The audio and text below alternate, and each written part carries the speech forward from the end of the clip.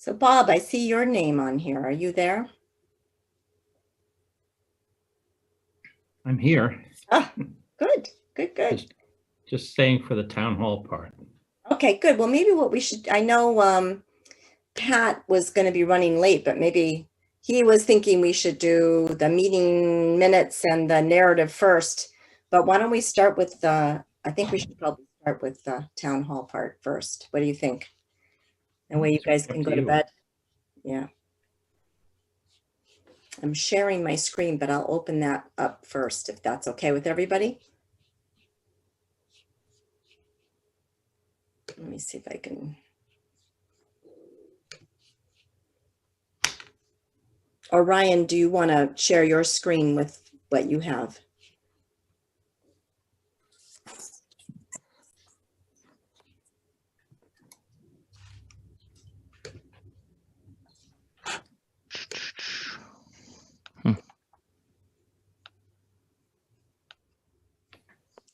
I'm just waiting for one more person to show up. We've got John, Mike, Brad, and Kirk.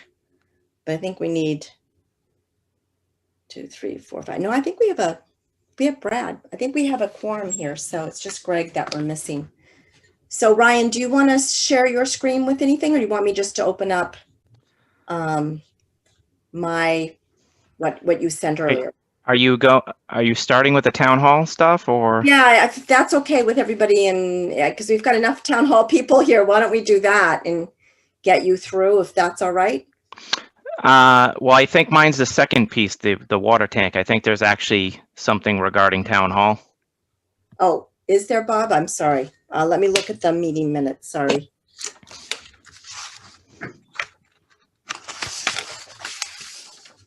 They left me. So we've got the town hall narrative was just our figuring out with all the reviews that we did, and then it was the water tower project. So unless there was something else that I'm missing, Bob?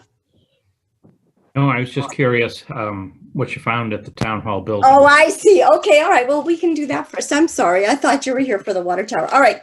So want to call the meeting to order, and I guess the first thing we want to do is go through the meeting minutes. So I don't know if anybody's had a chance to review them. If there's anything that they would like to call out to, I can bring them back up to make it easier if that's, let's see if I can find it here again. There. I was good with them, Nancy, but if others need a chance to take a look, that's fine. We can wait. Yeah. And I don't know if we need to make Kirk and Mike official voting members. Yeah, I think we do. Kirk and Mike, you guys are members because we're missing Pat and Greg. So you're now voting members. So any changes to the minutes? I don't know if anybody's had a chance to. For me, no changes here. Okay. Brad, you said no. Kirk, you said no. We ready for a motion? Yeah, I'll motion we approve the meeting minutes. No edits. Is there a second? I'll second it. All right, why don't we take a vote? Shall we do a roll call vote since we're on Zoom? So I'll call your name. John? Aye. Kirk? Aye. Mike? Aye. Brad? Aye. Okay, they are approved as submitted. All right, next thing is let's go to the town narrative. Let me get to that. All right, so this is the town hall narrative. And has everybody had, I don't know if anybody's had a chance to read this, Bob, I don't know if you even have seen this, but just to sort of bring you up to speed, what this is just a narrative that describes what we found at town hall when we did our initial inspection. And what we're trying to do is we're just trying to do a sort of overall narrative so that when you look at the actual notes that we have in a chart format, we've kind of condensed them all into those things that need to be reviewed. And this is based upon sort of our background that we did for Joshua Eaton way back when. It's sort of the basic form that we have going. So I don't know if we want to take a moment to read this. I don't know if the members of the committee have already read it and have comments they want to add in, or what we want to do, how we want to handle this. Went pretty fast the last time, but this is, what's your pleasure? Do you want me to go line by line, which would be very long, or you want to take some time just to read it?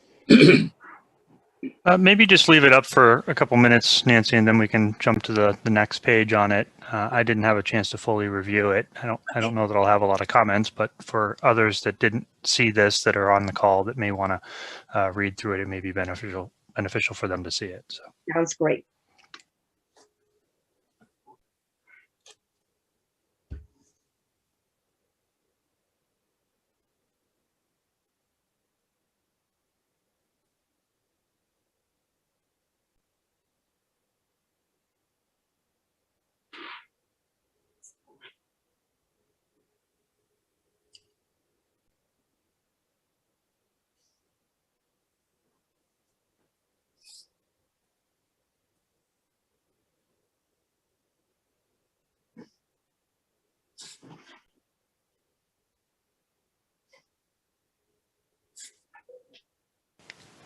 Maybe just a general comment for us, Nancy, is within the building description with items A through E, with that assessed building value, it may just be beneficial to put in parentheses after that the assessed year that data came from. Right. Okay. I can go back and take a look at that. I'll make a note just to verify. I did this one. Yeah. Actually. I'll verify what assessment it was. I don't remember when they did the last assessment for the town hall. That's a good point. Okay.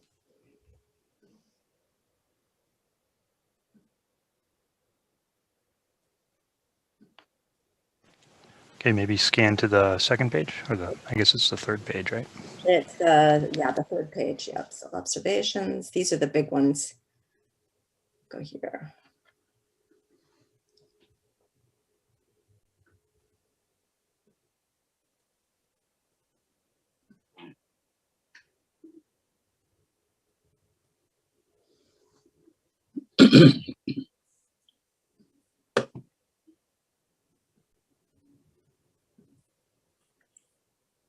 And then just for those who haven't sort of seen our shorthand, these recommendations were items that were found at the time of our inspection. And some of these have probably been already taken care of. I know, Joe, you can. Yeah, the first item there. Nancy, these Yeah, that's Joshua Eaton. are not for this building. Yeah. Oh, they're not for this building. So these were, that does not help, does it? These are for Joshua Eaton, I believe. Yeah, Yeah. they are. I think you might be right. These were put in by Pat. I don't have that capability of connecting these. All right, so ignore those. So if Pat put them in, Nancy, it's going to be in the invite that was sent out by Jacqueline Laverde Okay, all right. earlier today. It was attached to that if you want to share that version. Yeah, the current one is attached to that. Okay, all right, very good. Let me find that. Let me see if I can get that off of here. Hold on.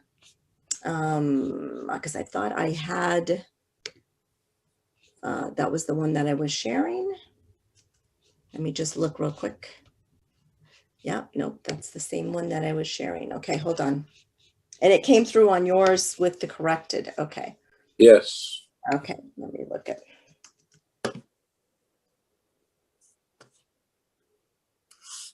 Sorry about that. Let me see. All right. Here we go. Let me get this open. And then I'll share this. Let's see. Hold on 2 seconds. Let me just make sure this one has the right. If you put it up, Yeah. because I have two screens here.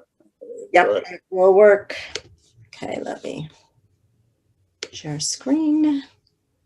Now I gotta find the right one. Too many up. Town hall draft. Just a second, yeah. Yeah, there we go. That should be it, correct? Yes, looks like it.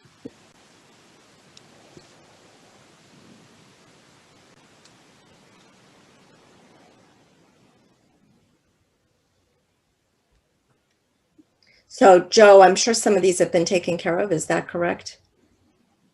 That's correct.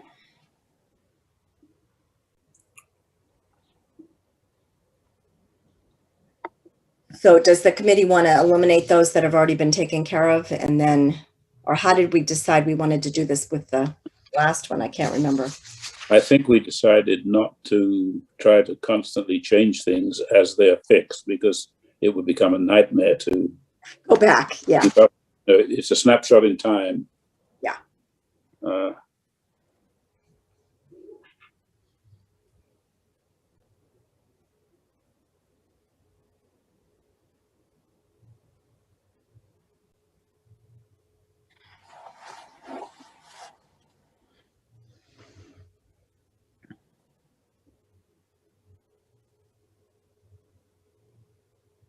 So I'm good with these. I don't know if the last one is highlighted yellow for a reason. Yeah, I don't either. That's the way it came in. We'd have to ask Pat about Yeah, why he may have had it yellow in the spreadsheet, and Yes, it was originally a blue one, so it was a comment by someone specific. I don't know who blue was on this, but electrical, so it's probably Greg. Yeah. probably Greg, yes. And there's one typo there that Yeah, on- built up. B5.5, but that's just a minor thing. Okay. B5.5, Louvres and Vents. Oh, yes, you're right. Throughout, yeah. We're missing an R in there. Yes. Okay. And I think that Pat has the original of all of this, so I'll make a note to make that change. then maybe just ask him about the highlighting. Other than that, I think that it's fine, unless Ryan has anything to add to it being in the building. Yeah, right. or Bob. Yeah, or Bob. Complaints on their air conditioning Yeah, right. or heating, for that matter. Anything else anybody wants to comment? I don't think we're voting on these yet. Is that correct? We're waiting until Yeah, I think we'll end up bundling them all together and then we'll fix. for a final review. But I agree with you. I think the assessed building value should be by date, so I'll make sure that we note that. Okay. Anything else from anybody on the committee or anybody else not on the committee? All right, so why don't we then move off to the next one is to do the water tower project and get that going. So then back to you, Ryan. Do you want me to put the information up, or do you want to put the information up? It's certainly If it's okay with the commission, I'd like to have Michael Warner sure. present from Weston and Sampson. I can give a brief overview of where we've been. Great. We've been quite a ways since we've been in front of you last. We've been in front of CPDC several times. We've had a great discussion there. A lot of input coming in from the residents, also coming in from the commission itself and some of the select board. Since we've last seen you the last time, one of the big things that have changed was moving towards a temporary tower that would go out to an RFP process to solicit bids from either cell carriers or whomever is going to bid to design, install, and construct a temporary cell tower that would also house the public safety equipment on it. And so that recently came from the last select board meeting. And so we're working towards changing that up, and we've added another location on the plan of a possible location of where that temp tower might sit based on what the spread might be on that antenna. One of the other big highlights, we are continued with CPDC until April, I want to say April 5th. 12th, April 12th. And so we'll be presenting information at the CPDC meeting, but you'll have the benefit of actually seeing some of that information tonight. We added more sampling, more aggressive sampling for the soils. We've expanded into the open section that was outside of the project limits, and thus expanded the project limits to the borders of, essentially the borders of Beacon Street and Auburn Street, just to find out what the limits of any soil contamination that we may or may not have. We did receive those samples back. We are not in a position to present that information yet. We haven't had a chance to go through the information. So on the plan, you'll see locations where we took those samples. It's not compiled or tabulated yet. That will certainly be coming out prior to the CPDC meeting within the next few days, I would think. And then also from that CPDC meeting, you'll see changes to the site itself in regards to the fence line that's been shifted. And we've also provided a document to the committee to basically in response to any of the questions that you'd had from the minimal information that we had submitted to you regarding the specs and or plan set. So I think at that point, if it's okay, instead of going into questions, I think we'll go through what we submitted, if that's okay, and then we're happy to answer as many questions as you can think up. Mike, do you want to present the information? Certainly. Can you guys and everyone see the site plan? Or the, And if I may just actually introduce Michael Warner from Weston and Sampson. This is the first time I believe your committee has met Michael. Welcome. Thank you, Ryan. Thank you everyone in the Permanent Building Committee for allowing me to present tonight. So this is the plan set that this is kind of our latest and greatest, our most up-to-date plan set. And it's taken into account the different items that Ryan presented, what has been discussed at the CPDC, and a couple of the items that we'll go through now. So I think what was previously presented to you is in this. This is the existing site plan showing the existing tank in this area. And let me zoom in a little bit for you so you can actually see the site. Your existing fence line goes along in this around here, and your existing tank is in this kind of western part of the site. You've got the cell building here, the town's radio building on the lower left hand, southwestern part of the site, and then that concrete foundation. And you'll see the hatching, but what was previously presented is that everything within this fence line would be soil. The soil within the fence line would be removed. It had been tested. I think stop me if I'm repeating myself, but the older tanks used to be coated with paint that had that was contained lead.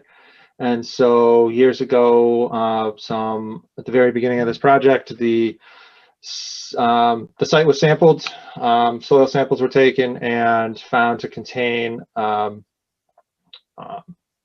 soil was found to contain lead in concentrations above 200 parts per million, which is the MCP, the mass contingency planning, kind of the most conservative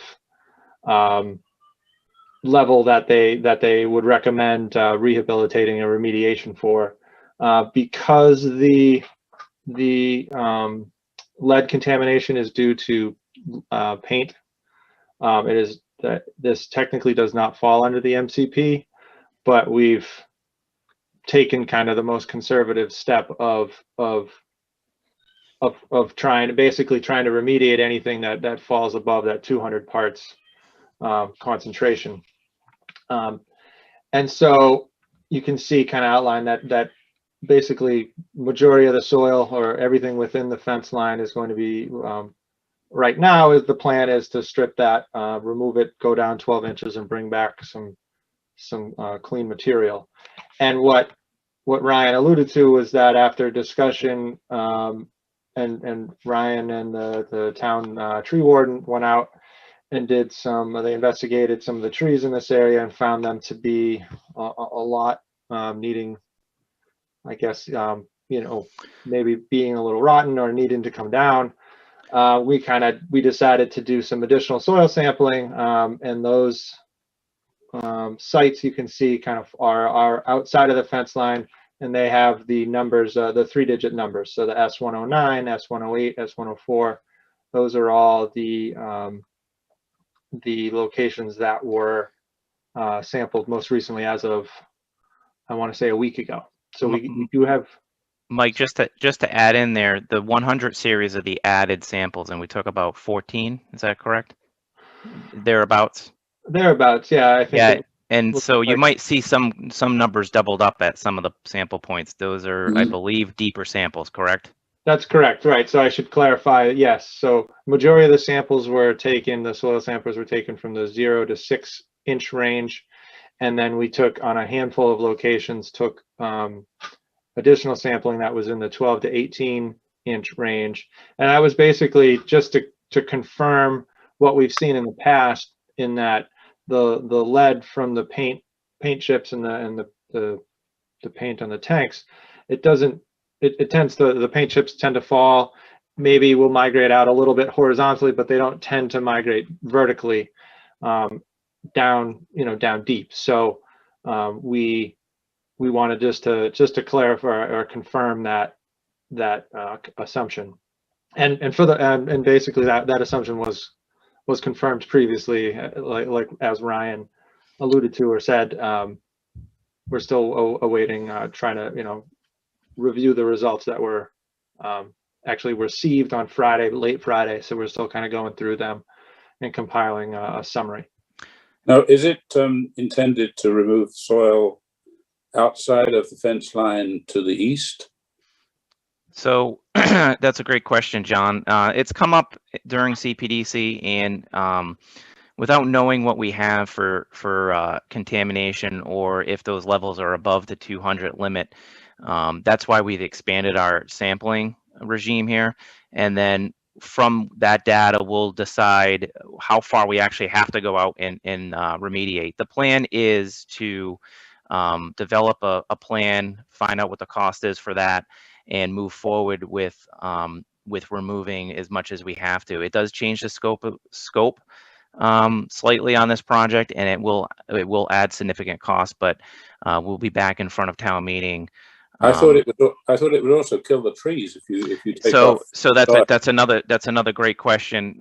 We originally proposed that these trees, we would keep the bordering tree line, and there was a back and forth discussion about doing as much remediation as we possibly could under this project while we were there, under the water tank project. And in such, we went out with the tree warden and we started looking at every single tree on this site. And what we found in that area is that area is overplanted, essentially. A lot of the trees are either one-sided growth. There's a lot of rot. There's some cavities in some of the trees. Matter of fact, we found a few trees on the edge of the property, one in particular near one of the residents, and then mostly on the westerly side of the property, those trees to be either rotted, hollow, or in decay. So there's not a lot to save in that area. I think at you best, mean to the west, to the right. And I think at best we found to the east. Okay, but that's the east. If we're looking at the plan, north being top of the page. Yeah. The east, there's maybe if we selectively decided to keep trees so they could flourish, and picking out the certain trees that the tree warden felt as though were specimen trees that should be saved. There's maybe about 5 or 6. Now, that being said, if the soils themselves lend us to having to remediate more because this space is going to be open or not fenced in, then we would actually be looking at whether or not those trees actually have to come down at that point. And then we would go through a more aggressive planting plan.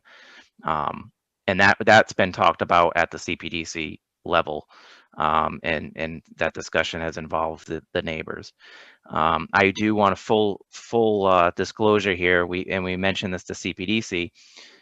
Mike, if you want to just hover on the trees on the western side of the plan, those are deemed hazardous trees at this point.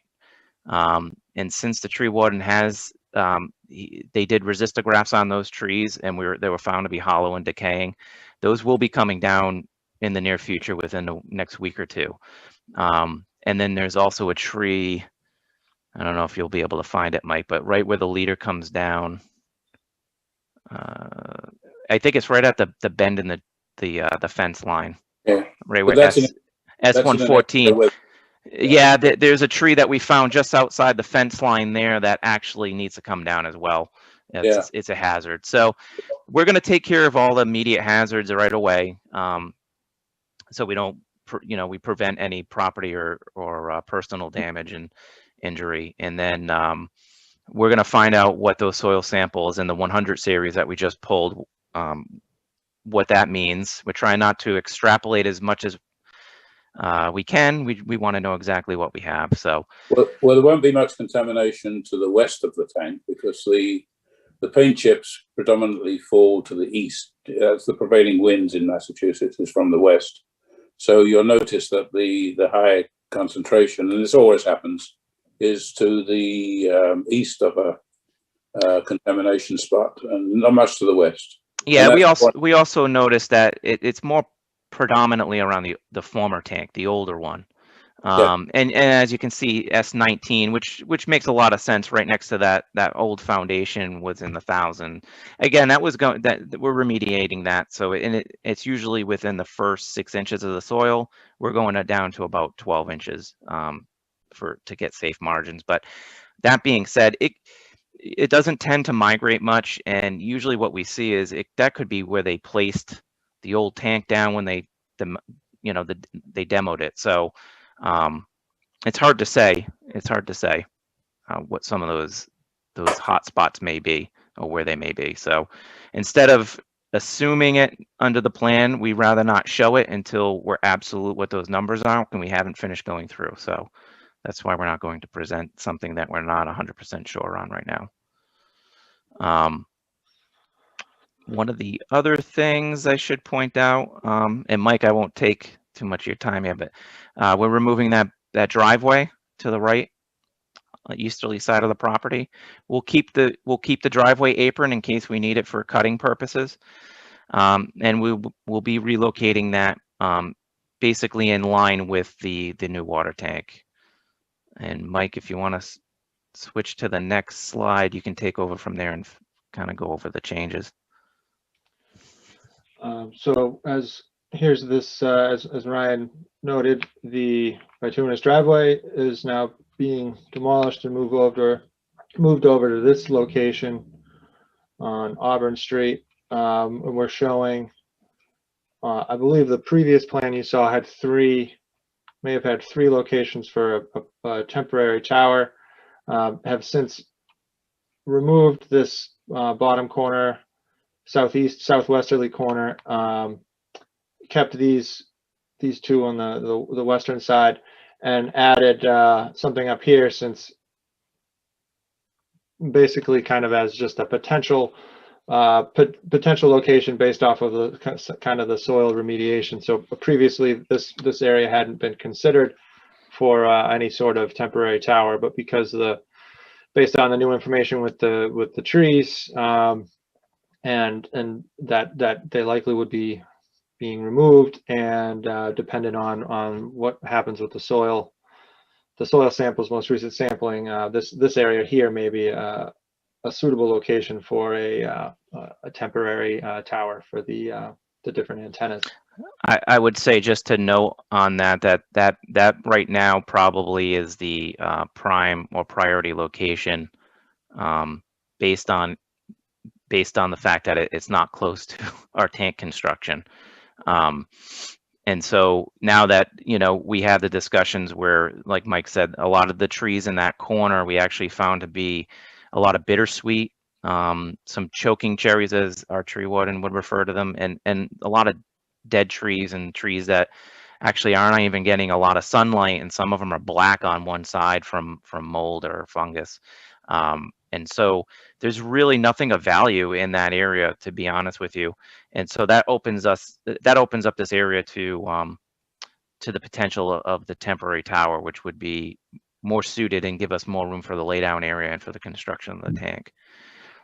And we felt as though, since we're remediating a lot of the potentially remediating all the way up to Beacon Street, depending on what the lead levels are, we would go ahead and remove that driveway and move it in line with the garage doors that are going to be within the pedestal of the tank. And then one of the other changes was that fence line. Mike, if you want to hover on that fence line, we're showing that fence line being moved as part of the project. There's no need for us we don't need any more room than that.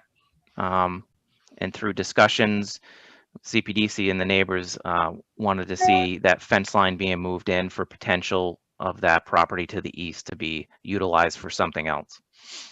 So that change has been made. Mhm.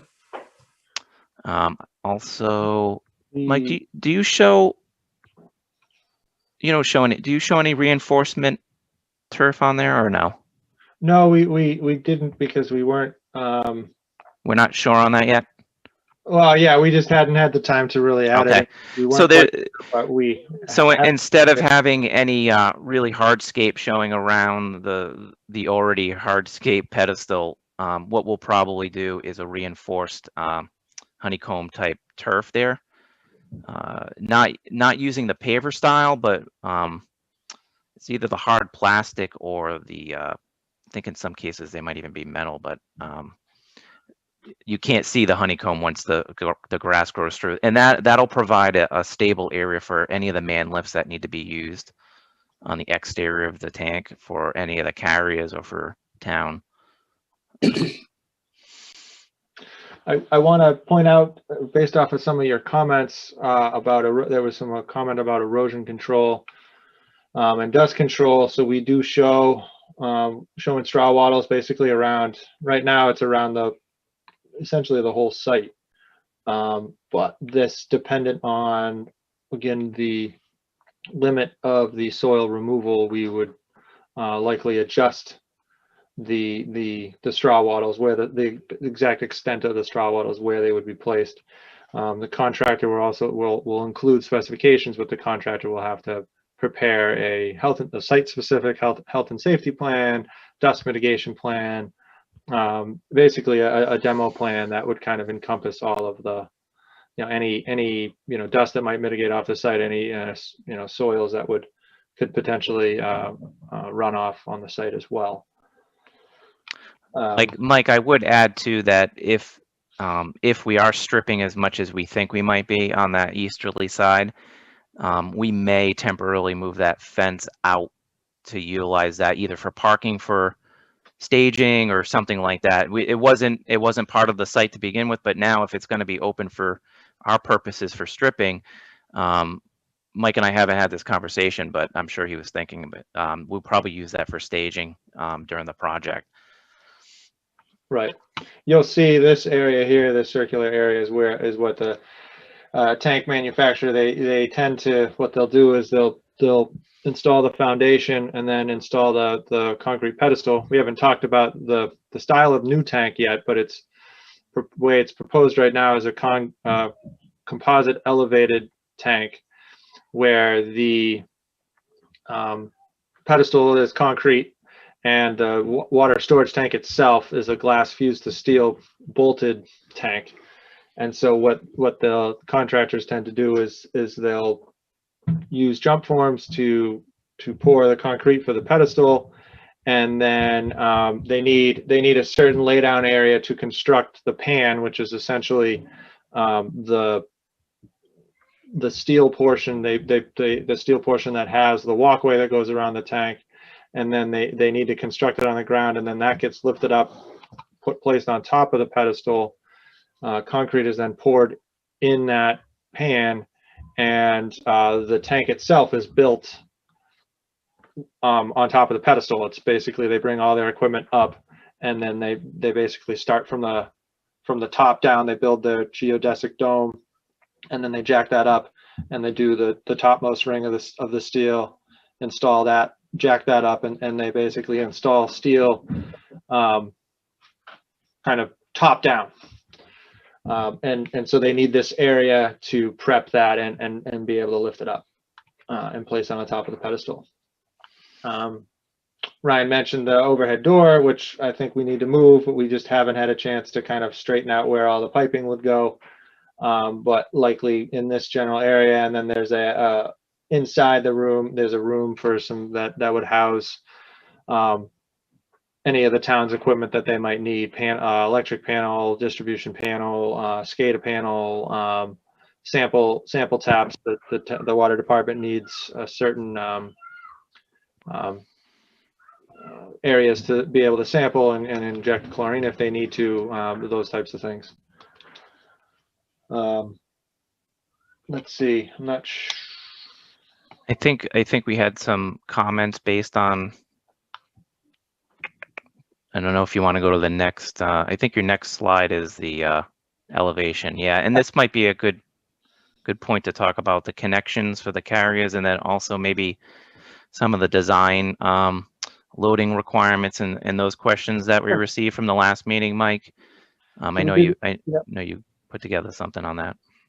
Yeah, we adjusted. There was a comment about the bottom, the foundation and the elevations not quite making sense. So we looked at that and actually adjusted the leader and the length to match this 102 feet to the high water level. Max water level is keeping with the same water level, same height, same water level of the existing tank, but then also the existing tank to top of dome and vent will be just about the same. It might actually end up being a foot or two less than the existing tank. So we did make that change. We're showing the inlet outlet piping coming in, being placed on top of the foundation. I think there was a comment about if the foundation had to be if the foundation were based around, or the level of the foundation, the elevation of the foundation was based on where the water main needed to be. Typically the water main is installed with 5 feet of cover, which would place the top of your foundation at about 6 or so feet. There was a comment about if that was really the governing dimension, that there would be a lot of rock that would need to be removed. So we wanted to show that was not our intent. Our intent would be that the water main coming up to the site should be at 5 feet of cover, and then depending on the contractors, basically depending on the foundation design, they could place the water main kind of on top at the top of the foundation, but it would just need to be insulated. You could also trench it within the foundation, could you not? In other words, you put a little trench so that you can raise the foundation as much as possible. The issue here is you're going to have a lot of rock excavation anyway. Right. And the further you move it below grade, the more rock excavation you have, which is more blasting, more disruption to the neighborhood. It was my comment that you should try to fine tune this in order to minimize the amount of rock excavation. The rocks seems to slope from about 2 feet below grade at one side on the east side to about 7 feet on the west side.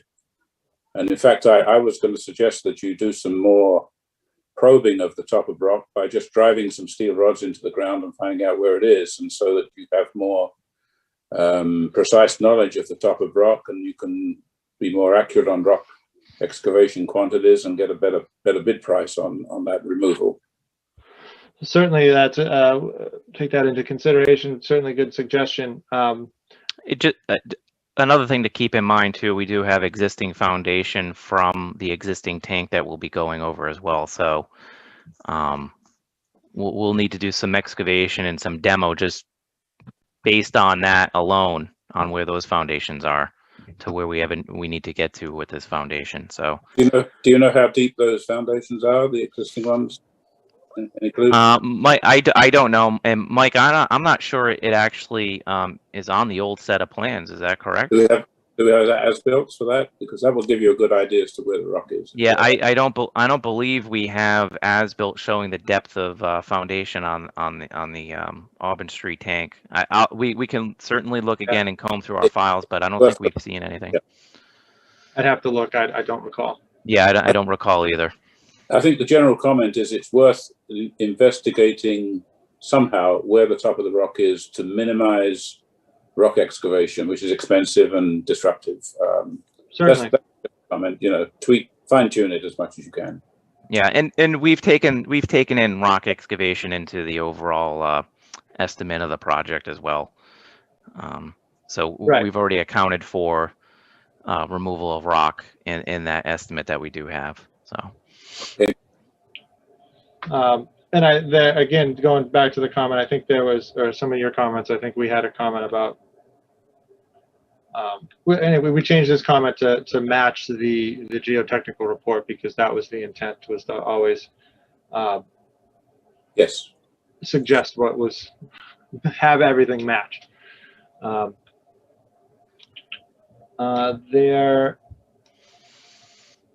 going to skip to the next detail sheet. Actually, I don't think this one changed. Again, here's a detail showing the straw wattles.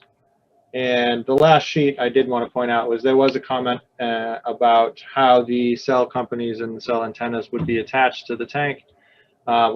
We've discussed this with CPDC prior, but what we've included in the specifications are these web stiffeners. It's basically it's galvanized steel that is protrudes off the tank. So this is in plan view. Here is your tank wall. This is the interior of the tank, and these are protruding out, and they are mounted on the different bolt seams of the tank. So the tank panels, they're panels. They come with bolt holes and they get bolted together. And so on these joints, these horizontal joints, there would be these web stiffeners, and they're typically used, or one of the reasons that they're installed on the tank is that for structural loading, it'll help with the wind resistance. And another use for them, though, is that it allows, provided we will be providing the in the specifications the estimate on what the cell equipment will be, what the cell companies plan or are proposing to install on the new tank, so we can provide that loading to the tank manufacturer so that they can build this appropriately, basically design the tank around mounting the cell equipment to these web stiffeners. And just going back to this detail is that the intent is to have up to 4, I believe, cell carriers mounted to the tank. So these web stiffeners will go on this horizontal joint, and then that allows the cell companies something to mount to, so that you can't have anyone, there is no welding, there is no connection to this glass fused to steel tank after it is manufactured. So we need to have all of that design in the specifications prior to construction. So how many levels of web stiffeners are there? How many? There will likely be at least 4. Okay. Basically 2 per level, but I think it kind of depends on what we write into that, or what the town writes into the RFP for the cell carriers. I apologize for any noise you might hear. Well, the web stiffeners are there primarily not to supply a support for the cell carriers, but they're for structural reasons on the tank. Is that correct? That's I mean, they would be there whether we had cell towers. That's correct. Arizona. Yeah, they may not be in the abundance of what we might put up, but they would be. That's correct. They'd be there for horizontal loading from wind. Yeah, I mean, what I'm suggesting is that the tail's wagging the dog here a little bit. Those web stiffeners, if they're required structurally, that's fine. I'm surprised you're connecting a galvanized piece of metal to what is essentially a porcelain tank. There are corrosion issues with that, but I presume they've done it before. I'm concerned that once you start attaching an alien thing, such as the cell tower, the cell service materials to the tank, you run into some problems down the road, things like warranty. You know, if the tank starts to leak, can they blame the cell tower people who've been attaching their materials to the tank? So that's a great question, John, and that's why these web stiffeners do go in, is so that the cell equipment is not attached directly to the tank itself. They basically mount to these web stiffeners. They've done it on at least several tanks that I know in the area. Okay, but this is the standard practice of how they. as long as we're not reinventing the wheel. No, we're not reinventing the wheel at all. Matter of fact, in the Northeast and in this area, everyone that had a water tank has cell carriers on them. It's just that's what they did back in the early 90s. So they've developed these tanks, and they've sort of used these web stiffeners to their benefit. And so the tank manufacturers are very well aware of how these cell carriers will attach to these web stiffeners, but not the tank structure itself. I should say the tank wall itself. So it doesn't get they don't bolt through it. They don't damage our coating. That's the whole point. That's correct. And I will point out that we've also included some provisions for it's essentially a ladder bracket, but it's an offset that runs up. It's going to run there will need to run up the pedestal as well, but then they run up the side of the tank, and we will show or call out in the specifications locations of where those ladder brackets will need to go, and that's for those brackets. The cell companies can then attach their cabling to those brackets. And so again, we're not reinventing the wheel. This is what's been done. We've had some conversation with the vendor about what they've done in the past, and we've designed these brackets on several tanks as well. So it's certainly been done before. We also have the ability to have those cables go interior to the foundation, the pedestal itself. Yes. Not inside the tank, but inside the pedestal. Yes. Yes. So they would come down. They would come down the face of the tank and then go around that base pan and then in, just similar to almost similar to the overflow pipe. Yeah. And so I mean, it just offers up a maybe a cleaner look on the pedestal. Instead of looking at what's out there now, which is the cables just come straight down and it's a mess. One of the other things to mention is that we will be looking to try to do some color matching on their equipment if they do go on our tank. And so that will be provided within a separate RFP when they come on the tank. We'll have that color match on there for their equipment. Hey, Brian, this is Pat Tompkins. I'm on the phone. When the cell carriers install antennas, what's our quality control process with the town? Is there a specific permit they have to pull? And yeah, who's the eyes and ears on what's happening there? So it falls under three. Well, I'm going off of the existing scenario, right? So I would assume that the same scenario will be that in the future. It would go through, first submittal would go through my office for my review. And then from there, they have to go through approval through usually the town manager's office to add or upgrade equipment, because that lease goes through that that office. And then once those two steps sort of go through, then it goes to the building department for a building permit, and it goes through its own separate structural review there, and everything for the building permit. So it's sort of like a three-step process. I'm getting a look and review at it based on whatever our requirements may be, and then the town manager is approving it based on maybe what the leasing agreement is saying that they can do for modifications and upgrades, and then the building inspector ultimately issues a building permit for it. And so that's Okay. how it's been handled in the past. So the final inspection would be by the building department. So we'd be relying on you communicating with the building department what the, some of the requirements are. Correct. Correct. And so that's usually, okay. Yeah. So that's usually why first passes, generally come through me, and we do a lot of reviews for the building department as well. Anyway, they request us to review things for them. And so, we'll make sure that it goes through, especially on this brand new tank, and the initial installation. We're all going to have eyes on it for the new carriers. So it's going to be when they do a modification or an upgrade and bringing in new equipment.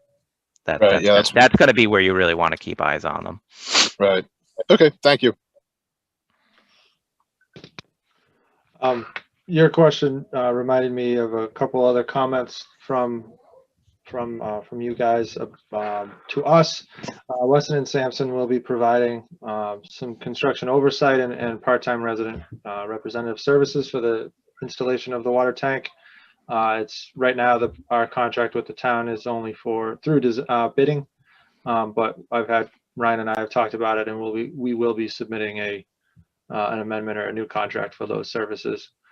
There were a handful of edits or comments about the glass fuses steel tank specification. There were some minor formatting changes made. We did go through and updated some of the references. I know the building code was in a I'm forgetting exactly. I might get the reference wrong, but it's been updated to the most recent revision. Yeah, you had the 8th edition. It's the right, and the same was done for some of the American Water Works standards and regulations or standards as well. Yeah, those were great comments. It hadn't gone through shop review yet, so those specs that you had seen were draft. So those comments were perfect timing. You should just put latest edition rather than try to keep up with the changes of mass building code. That's the way we used to do it. Just latest edition. I agree. I like that. I'll have to make a note to my specifications QA QC engineer to make that change throughout the documents. But I imagine that's a a monumental task, but it's a good suggestion. I can pull up. I do have the comments here. And while you're doing that, Mike, I just want to point out, I mean, obviously you had a very minimal specs to look at and a bid package to review, because we haven't submitted the bid package yet. So when that is submitted in draft form, we can go over that as well. Right. So there were a handful of comments about that. So yes, we haven't finalized any of the specifications at this point. Things have been changing. The last week or the week before, it seemed to be daily. So we'll certainly be doing a full specification. Our plan is to have bid to include bid quantities for the soil removal, and haven't quite decided, but likely either bid quantities or include a lump sum with some adjustment classes for rock. Kind of depends on how accurately we think we can measure the quantity. So, taking John's idea in there might be a good idea to better quantify the rock. I think we've talked about the fence, that the majority of the fence will not be removed, just be moved in. There was a comment about making the site prep. I believe it was about the site prep, maybe a separate contract. And I mean, I think that there is the possibility with, I think, the amount of site work now, that there will be some GCs that will be able to bid on this project and have the tank contractor as a sub. Tank contractor, tank erector, tank manufacturer can also bid that and then sub out that work as well. So I feel like there might be some better competition potential if we keep it together in one project. It would limit the engineering work as well. Right now it's scoped out to be one project all combined, so one bid spec. We are including, I'm not an LSP, so I won't, they basically, their LSP services are included in the documentation for soil disposal, but basically if there's anything that beyond just removal of the soil, then it would kind of be out of scope. But we do have LSPs on staff that are involved in this project as scoped right now. And I can clarify that too, Mike, that if there's additional services that are needed from an LSP, we will be retaining those through Weston and Sampson if need be. If we come across something unforeseen for whatever reason. Right now we're dealing with things that we know. The lead, we know that. If we come up with anything that we do not know that's outside of that general scope that we've spec'd out with Weston and Sampson, we'll retain that LSP for an additional scope.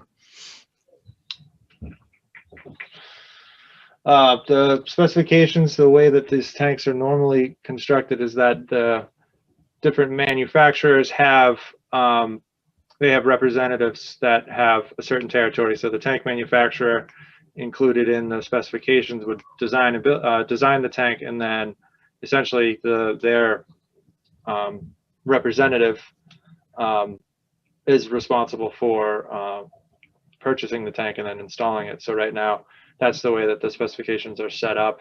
And I believe that was included in the specifications about the design, manufacture, and construction of the tank, and the pedestal and the foundation. I think it says that the tank manufacturer is responsible for the design of the pedestal and the foundations. That seems a peculiar way of having a contract. It's why would that be? Why would you not have Sampson and Weston design the pedestal and the foundation and the base of the tank, the concrete base? Why leave it to the tank manufacturer, who is basically interested? His expertise is in making tanks in a factory. Why would you get him involved with the foundations? Doesn't make sense to me. It would make more sense to me to have a GC to do the concrete work, but have Weston and Sampson do the design work. I can't understand why the contract was written the way it was written. Can you enlighten me?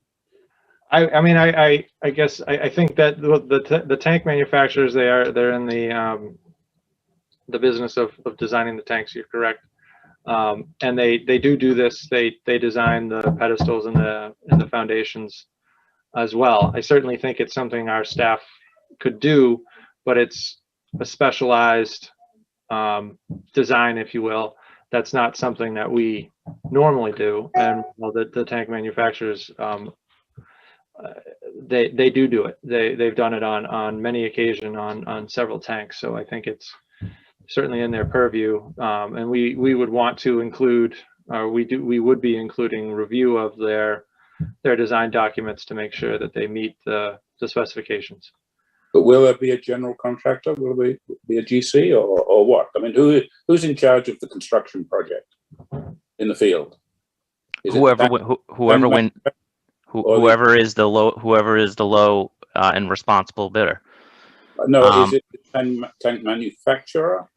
It is whoever is the lowest and responsible bidder. That could be a GC, or it could be the representative installer of the tank that then does subcontracts out the site work.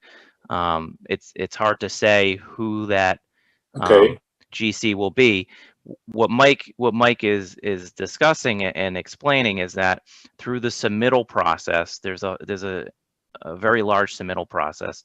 The design of the tank, the design of the foundation, the design of the pedestal has to be submitted in, has to be designed by a structural engineer, has to be stamped, has to come in for review, which is then peer reviewed by Weston Sampson for the same design criteria. One of the reasons, and this is not atypical to do things this way. We actually, a case in point, you know, a lot of structural trench supports and things like that. Those are always designed by either the GC or their engineer. For liability purposes, one. For warranty purposes on the tank, that's another. They have a whole different type of pedestal. Each manufacturer has a different type of pedestal that they'll use for their tank. So that's why the way it's spec'd out is that that's the responsibility of the manufacturer, whomever they use, to use their design engineers to design those and submit those over to based on the geotechnical report, based on the loading requirements, and things of those nature. So, and then we review it based on a submittal process, and that process can take a little while back and forth as it goes through review with structural at your firm. So it's no different. We've seen it done. We've done this same process, albeit different project on pump station designs and things like that. So it's not atypical, I would say, in what we do. That's correct. I would agree.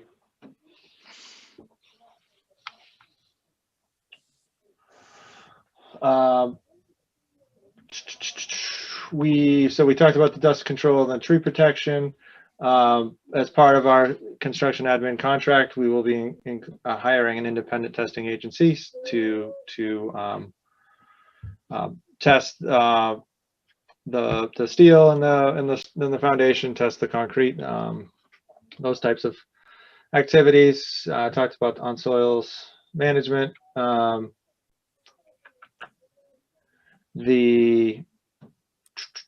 I think this was the comment about the 4 different options, but we've since narrowed down from the 4 options of contaminated soil down to essentially 1 option. Is the town is committed to removing as much of the lead contaminated soil that falls above that 200 threshold. So basically remove the surface 12 inches and bring in new soil. Talked about our services. Wanted to talk a little bit about the schedule. We do have it kind of schedule showing of construction for over 2 years. We've assumed a 16 to 18 month actual construction window of when the contractor would actually be on site through various activities, and unfortunately that falls through I think 2 winter months, if I'm remembering correct, or 2 winter shutdown months. So initially the anticipation was that we'd have a bid on the street in the next couple of months, giving the contractor at least a window to do some work this construction season. They would then likely stop operation through normal, April or November to April winter shutdown, pick back up in 2022, get likely a majority of the work done, and then shut down again for the next winter shutdown.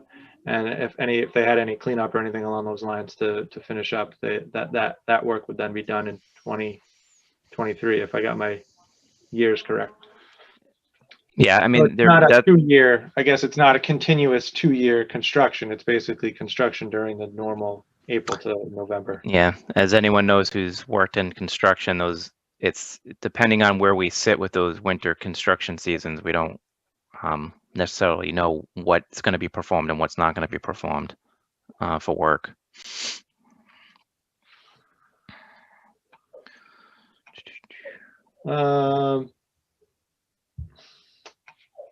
So I think we've talked about these first 2 about our contract. in the reviewing of the shop drawings and submittals. That would be by Weston and Sampson.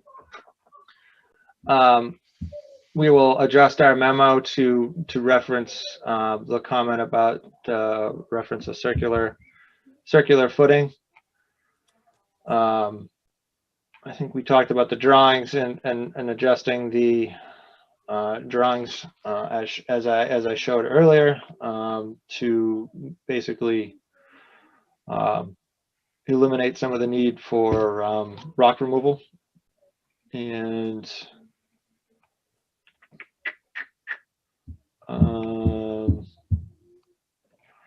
I guess just pointing out that the tank manufacturer, their design does have to be stamped. It will be a requirement if it's not. I believe it's in there that the tank manufacturer has to be stamped by a licensed professional engineer licensed in Massachusetts. So it'll likely have it'll have a couple of stamps on it. But Mike, Mike, go back down. right, back down, or yeah. Is that a typo there? Did you put "and not registered in Massachusetts"? Should be "and registered in Massachusetts," correct? No, the tank designer is not required by the specification to be registered in Massachusetts. That's what the specification says. And you had a clarification on that, correct, Mike? That they are required. They will be required Yes. to be licensed. Not the structural engineer of record. You've got two licenses here. One is the let me go to the actual piece of the specification as I saw it. That's I think, yes, you're saying a professional engineer and a structural engineer. So we can have the structural engineer as well. Is not required to be licensed in Massachusetts. Now, I don't have a problem with that. I just want everybody to note that that is the case. It creates potential legal problems, but there we are. There's nothing wrong with it legally. It's just not the way I would have done it. Let's put it that way. But yeah, we're just commenting. No, that's a good comment, John. And I was just paying a little bit more attention to that right now. We'll probably have that discussion, Mike, on whether or not. And I can almost understand the reason why it's not registered in Massachusetts, because I do know that a lot of these companies, tank manufacturers, are not in Massachusetts. So, well, that also applies to if the tank supplier manufacturer is also going to be like the GC on the job. Is he licensed to operate a construction company in Massachusetts? I don't know. I don't know the answer to that one. The tank manufacturer would not be responsible. They would not be the GC. The responsible low bidder would be essentially their licensed, or there's a separate entity that would be the tank erector. They would be, if they are the lowest and responsible bidder, they would be the GC on the job, and they would be purchasing the tank from the tank manufacturer. Okay, so they would be purchasing not just the tank, but the design of the tank and the pedestal and the foundation. Correct. And, so what Mike and I, Ryan, would a building permit be required for this? I would think it would, yes. And so if a building, Mike, what's your what have they done in other communities, other municipalities? The building permit is required, correct? Certainly, yeah, they have to. Yeah, the building permit would be required, and definitely because of the demolition demo permit, which would usually come from the fire department, I think, right? In your case too, for the tank, demolition. But for the erection of the tank, this would, Pat, this would certainly go through the building department for sure. Right.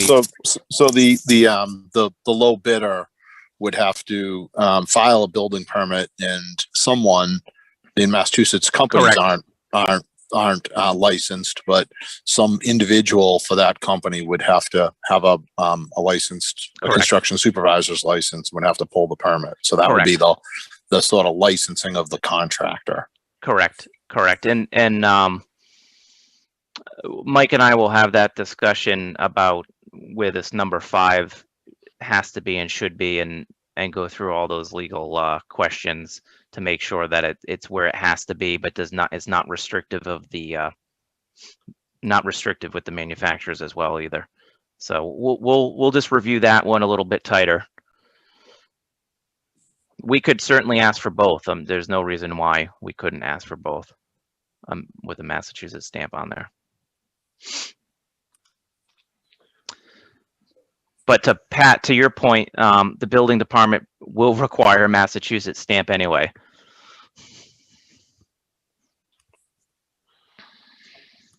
I think the last thing to point out is the sealing and the waterproofing on the concrete floor. I guess there are two options. The typical option is to utilize a concrete floor that has the embedded starter ring. There would be a waterproofing admixture that we could specify. What is a waterproofing admixture? What is it? There's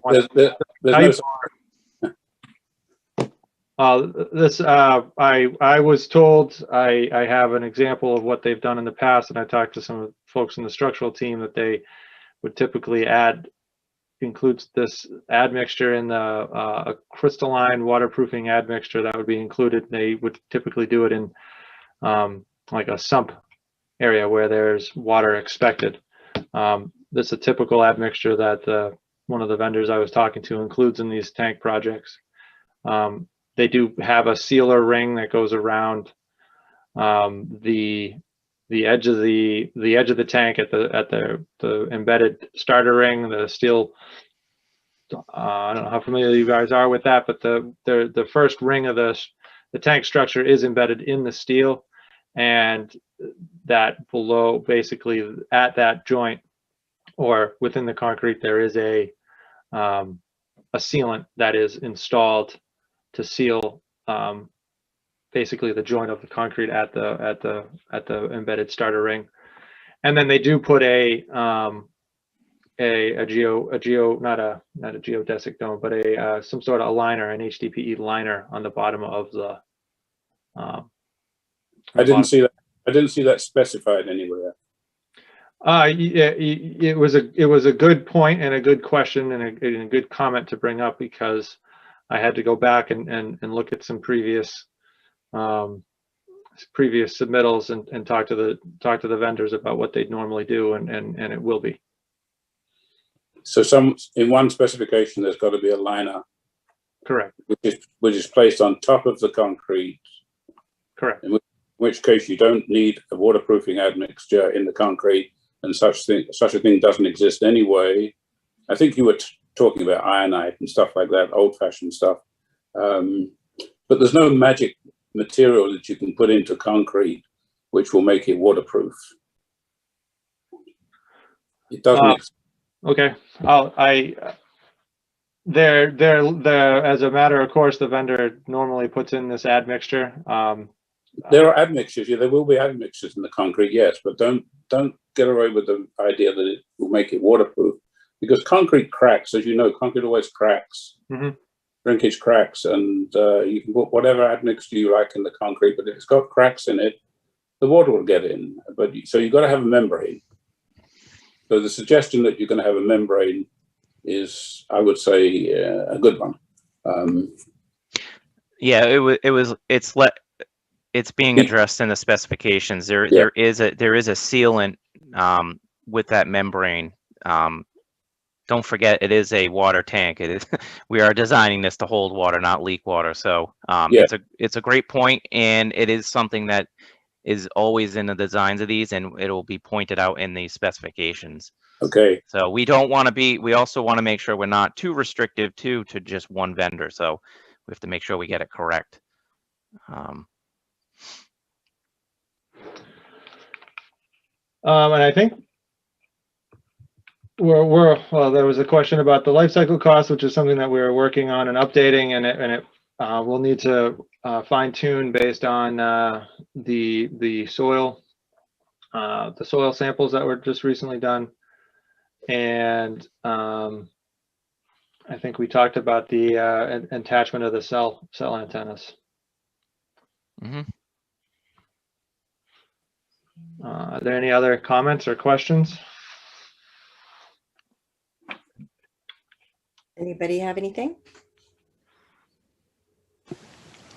I have a few questions. This is Brad with Permanent Building Committee. The first was, has any consideration gone into rock anchors if there's competent rock underneath for the foundation, or will that be left to the structural designer? I think the latter of your comment, that'll be left to the structural designer. Certainly if non-weathered rock is close enough to the surface, I would assume that the structure itself will be rock anchored. We were having that discussion when we were looking at that for our on how we were going to do our fixed foundation for our radio tower when the town was going to construct it. So it's a good point, Brad. Okay, just something to think about. Next was, Mike, if you can scan back up a couple of pages. I think it was one of maybe the second sheet where you showed the existing conditions and some of the fence adjustments. There's an existing concrete foundation that's out there. I think previously, Ryan, you had mentioned that that's going to be demolished. It has been partially demolished. We utilized DPW to break up it was a ring of old, very, very large granite ring, and then inside was some concrete. So they hammered that and broke that up and then removed that off-site. The one piece that is remaining is that concrete manhole, which we cannot do anything with until we sever that connection out on Auburn Street. There's an old riser that was never properly cut and capped, I should say. And so we don't want to touch that manhole right now when we're not ready to do that cut and cap. So that's what's remaining for there. Okay, great. Yeah, I just didn't see any samples in that footprint. So if there's anything left to demo, you probably need to take a couple of soil samples underneath that as well, just to make sure there's no historical underneath it or anything. Yeah, there's no, I mean, that's the original foundation from the first tank. Lead wouldn't permeate through the granite and through the concrete. It doesn't impregnate through. So there's no indication that there's lead underneath that foundation. That being said, to that point, the whole site's being stripped. So even if there are no samples underneath that foundation, which we're comfortable there's no lead under there, it will be stripped in its entirety anyway, down 12 inches. So it will be encompassed in that remediation regardless. Okay. And then after they do all the stripping, I'm assuming that there's some confirmation sampling protocol that confirms that the lead has been removed. That's correct. There would be confirmatory sampling performed. Okay, and then just go ahead, Ryan.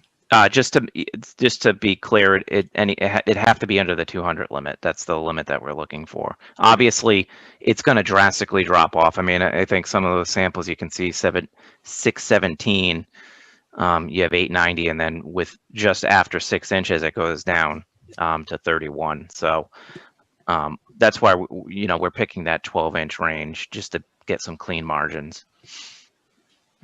Gotcha. And then just my last comment is any imported topsoils that they replace. I'm assuming that there's some sampling that has to be done on that as well. Yes. Yeah, there'll be some. Well, I don't want to talk for Mike, but there'll be specifications on. They have to obviously bring in clean soil. We have to have bill of ladens and things of that nature when we dispose of, and then where we're bringing it in from. So that'll be a submittal. To basically approve the soil type coming in, the loam, where it's coming from. Yes. Thanks, guys. That's all I had. Thanks, Brad. Thank you. Anybody else?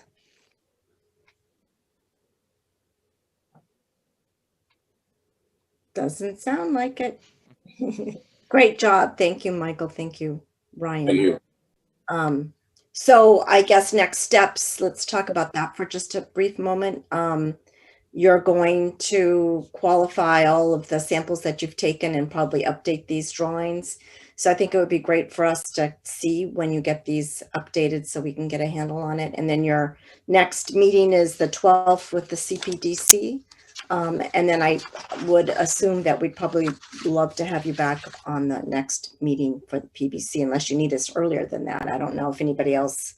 When is your next meeting? So the next meeting will be Monday. Hold on. It's usually the first Monday of the month. So it's Okay. the May, I think we have it down for May 3rd right now. Can I ask a question? Sure, go ahead. Thank you. Mark Delaney, 26 Beacon Street. I actually had a brief conversation with Ryan. So I don't want to prolong this conversation. I know you've been at this a long time, but Ryan, did you mention that part of the plan is to take the public safety utility equipment and move it into the building, the new structure? So is that still being talked about? It's still being talked. To Mark's point, Mark and I had a conversation offline, and he had a great thought and idea that Mike and I have been talking about, which is whether or not we can sort of eliminate that radio building and move our small radio trays and equipment inside the foundation of the pedestal. We will be designing, when we compartmentalize that area, we'll be making sure there's enough room to do that in the future. So it is still on the table. It has not been finalized yet, if that makes any sense, Mark, but it's still something that we're really interested in doing. Overall, we'd like to try to really just kind of clean up the site as much as we can. And if there's an ability to do that, then we will. But I still haven't posed that question with the fire chief. I haven't had that conversation with facilities as well. They own that equipment. So those are just things that we need to discuss. And there is a generator on site as well, which cannot go inside the foundation. So those are just some things that we just need to discuss. And if it can't be done under this project, there's the ability to do it in the future. We're going to make sure that we have the room inside to do that. Okay, because just as a follow-up, where the cell carrier's building is now, there are a couple of telephone poles that run from that to the corner of the property, the east side. And if that area is going to be opened up as open space and the public safety equipment is going to be moved inside, and I know that's under consideration, that would be a great location for the cell carriers to get their utilities and receive their power to power their antennas. It's in much more close proximity to the water tank. There's already a pole feeding that. And this is self-serving, I know, but to the extent to what Ryan just said, we can clean up that site and make this much more efficient from that perspective. I'm interested in how this affects the neighborhood when it's over. Having a couple of telephone poles in there would be much better space. This new tank is going to be very looming in our neighborhood. Right now, you can see through the tank clearly, and it's all going to be enclosed. It's going to be a very different look. So I just wanted to bring that up, Ryan. I know we chatted about it, and I'm glad it's still under discussion. Thank you. You're welcome. Any other questions from the board or comments? All right, so I think thank you very much. I appreciate that for your time and clarifications, and then I guess we'll look forward to probably seeing you at the meeting in another month. That was May 3rd? May 3rd, yeah. Okay. Yeah, same time, 6 o'clock. Before I go, there's one thing Mike and I didn't mention, is it's actually a crucial point of this project. It does have to go to DEP review, and so a lot of things have been changing on this site, particularly with the soils, and so that's why we're waiting to go to DEP for review on that, because that's one of the crucial things that they'll look at. So at some point in and around the CPDC. When we feel comfortable that the site's not going to change, then we'll go to DEP for review. And so that may be before we see you next, or maybe after. I Okay. just wanted to point that out. Yeah, thank you. If there's anything that comes up that you need us to comment on, then through Pat, we can get an email Yeah, out. and we're happy to share. It's sort of a fluid process, so whatever comes out of CPDC, we'll shoot over to you for review, and vice versa. So, you know, this is sort of a good way to go through and have this discussion, so we're ready and prepared for the CPDC meeting and any changes that we need to make. So it's a good process. Yeah, good. Glad it's working out. That's great. All right. I don't know if there's any new business for the committee. Does anybody have anything else they want to bring up? No, just a quick one for Ryan. Do you know what time that CPDC meeting is? The 12th? I believe they start at 7:30, right, Mike? That's correct. Yeah, I think I'm just going to check my calendar, but we're on at 7:30. Everyone's we have we've been going to 3 different meetings, and you guys start at 6. Yeah. Select board's at 7. CPD's is at 7:30. So I'm pretty sure it's 7:30. Excellent. Thank you. I can think- look it up if not. Yeah, I would say just check the agenda, Pat, because I don't know where we're going to be sitting on that agenda. Understood. Thank you. Yeah, I have it in my calendar as actually 8:30. Oh, well then there you go. I was lying. It starts at 7:30. I know that, but I think we're on second. I guess telling you 7:30 is better than telling you 9:30 and you've missed it. All right. If there's no more business, then anybody want to do a motion to adjourn? So moved. Second, Second. all approve, just say aye. Aye. Aye. Everybody, good night. Thanks, Nancy. Yep, sure. Thanks, everyone. Thank you.